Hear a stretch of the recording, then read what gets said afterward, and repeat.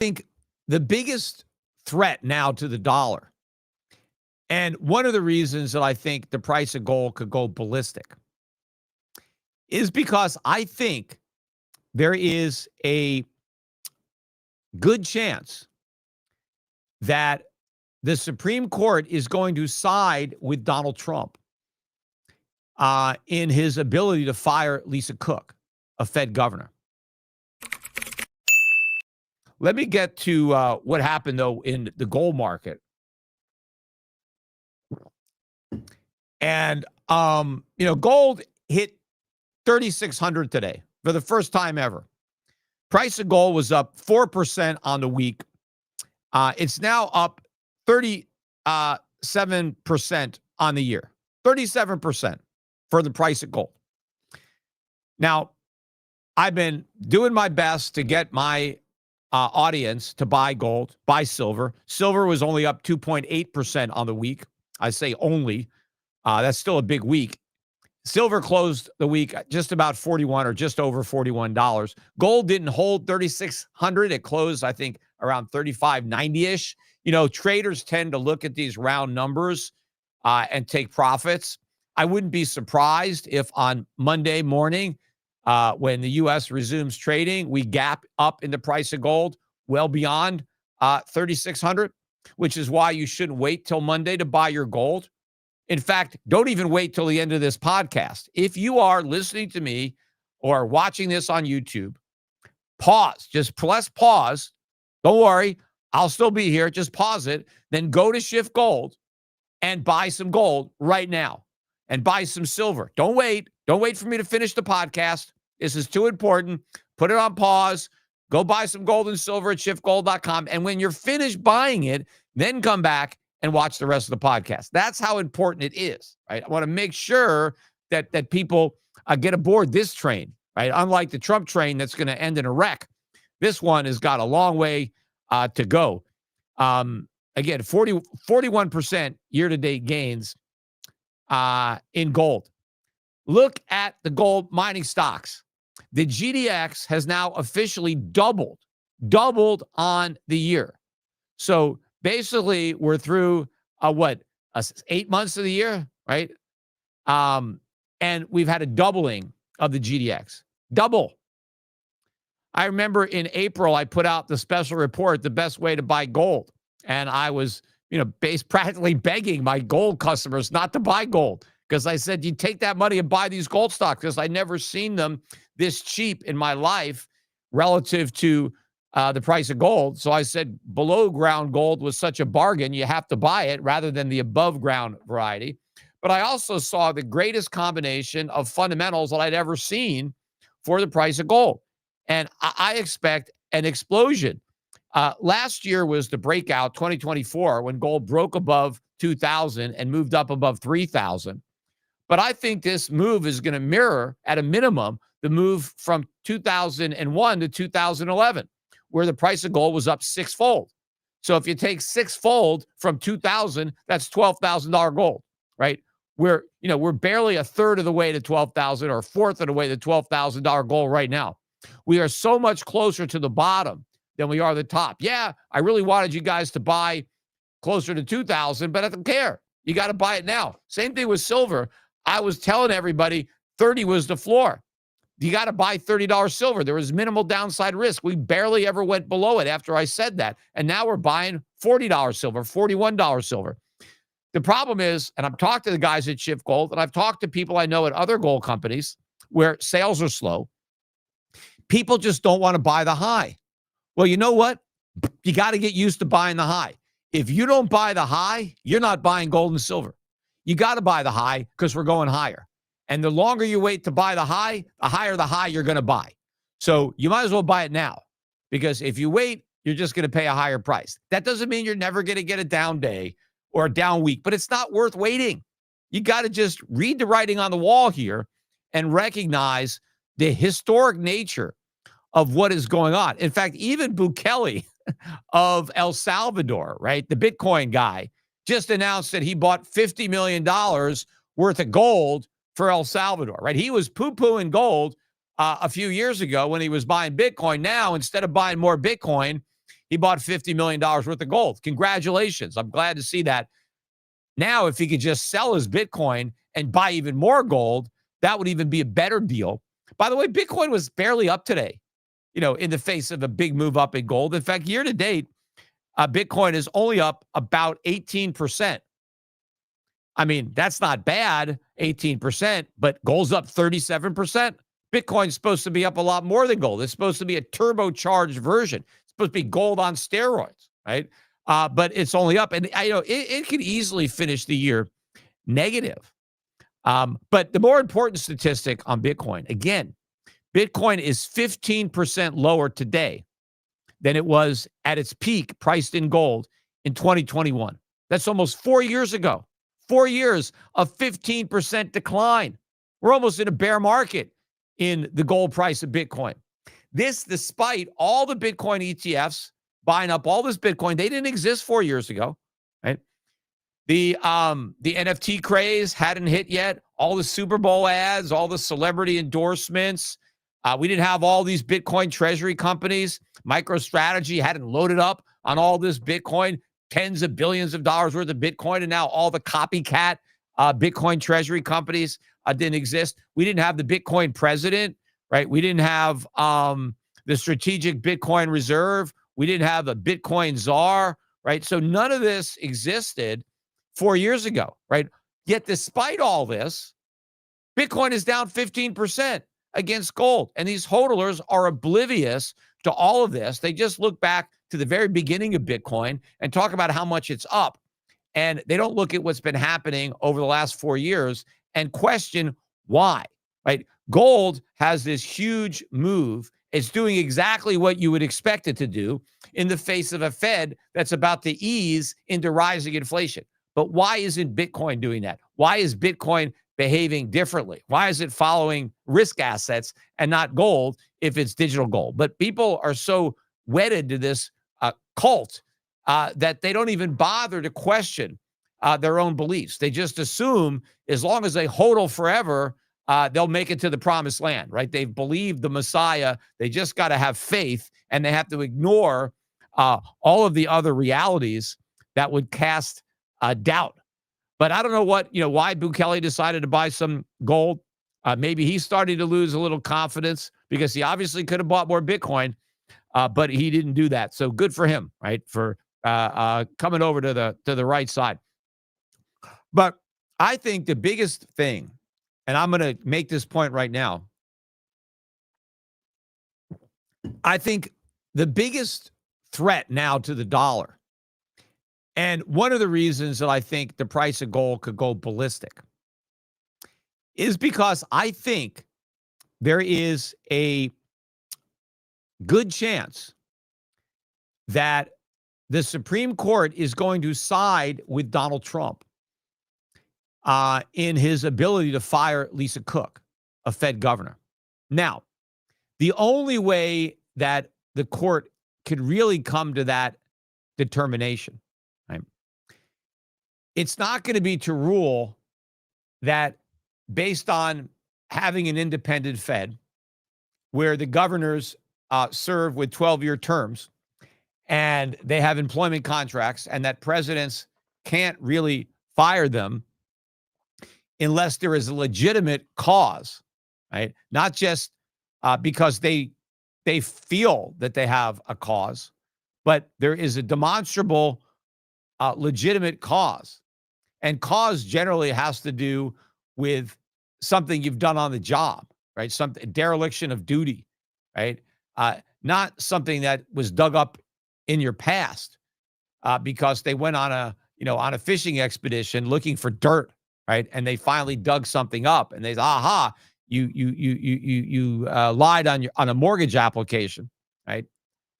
The only way I think that the Supreme Court could approve this is if they actually rule on the independence of the Fed, and they rule that a truly independent Fed is unconstitutional, which I believe it is. I never believed that the Federal Reserve Act would hold up to constitutional scrutiny, but it was never really challenged. But I don't think that the creation of what really amounts to, right, a banking cartel that has a monopoly on issuing these Federal Reserve notes, which are then going to be legal tender. I don't think it's authorized. I mean, the Constitution has 3 branches of government, not 4, right? The Federal Reserve is not a branch of the government, right? You have the judicial branch, you have the executive, and you have the legislative. So if the Fed really exists independent of any oversight, it would effectively be like maybe another branch of government. But there's nothing in the Constitution that authorizes this. So I think the Supreme Court might say, you know, the only way the Fed is constitutional is if it's subject to the oversight of some elected official, like the President of the United States. Now, the President of the United States is allowed to nominate the FOMC members. So why can't he fire them? He gets to pick them. Why can't he get rid of them, right? The court might rule that inherent in that power, the power to nominate is the power to terminate, because there's nothing in the Constitution that says that we should have an independent Fed.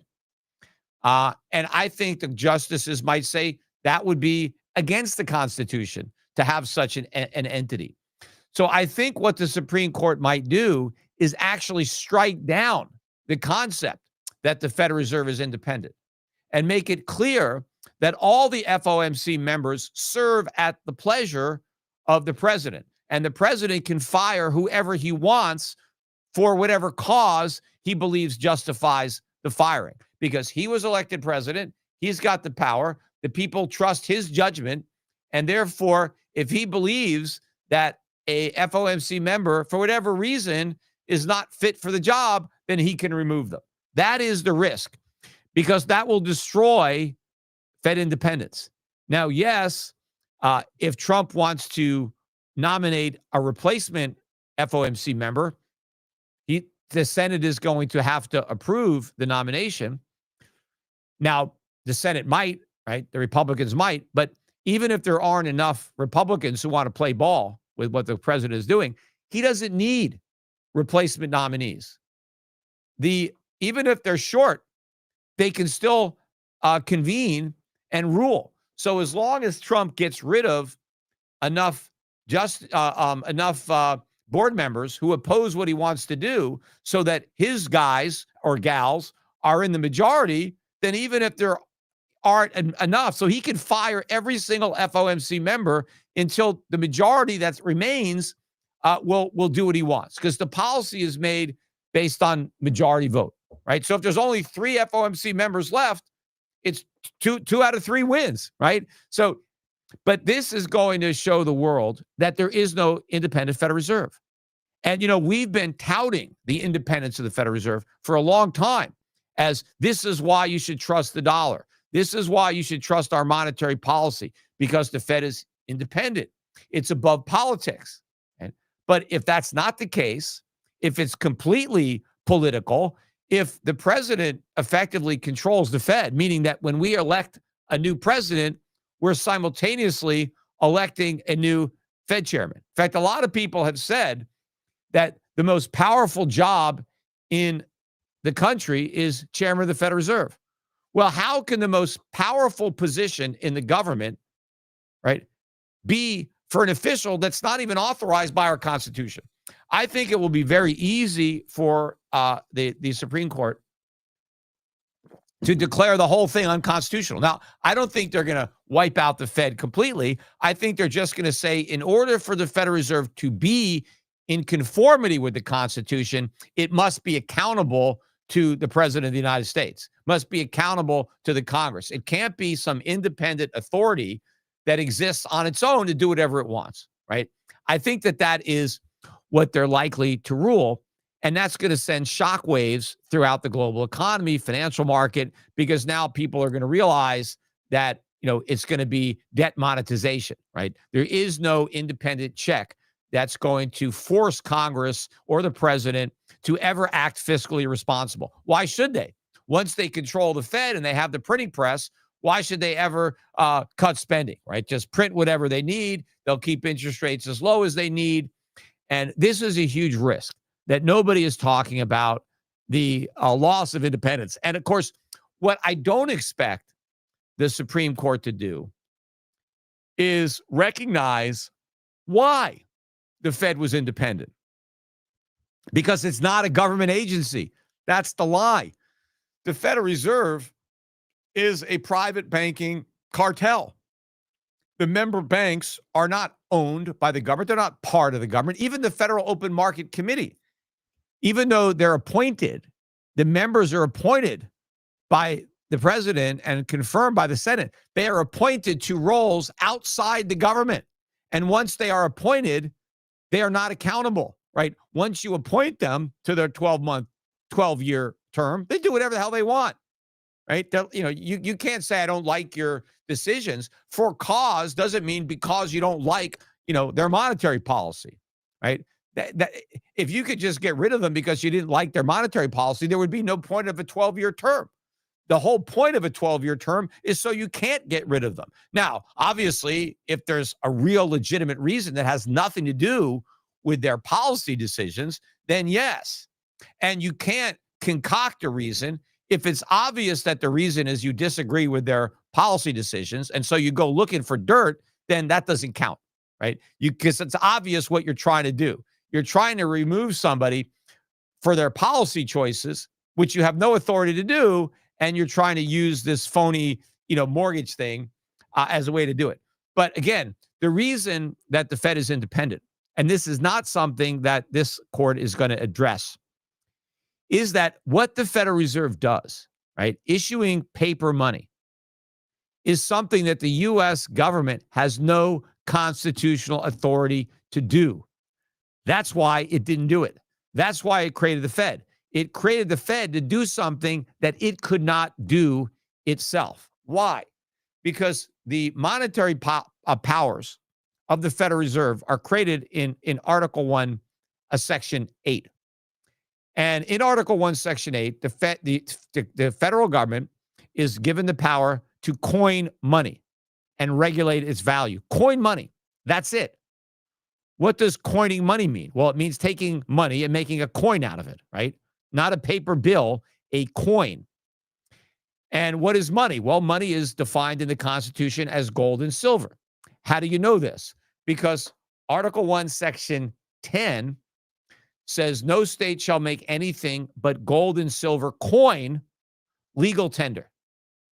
Okay? So that's money. Gold and silver coins, that's legal tender. Nothing else. That's all the Constitution. Now, somebody might say, well, that says no state can make anything other than gold and silver. It doesn't say the federal government. It doesn't have to, because the way the Constitution is written, the federal government can only do what the Constitution authorizes it to do.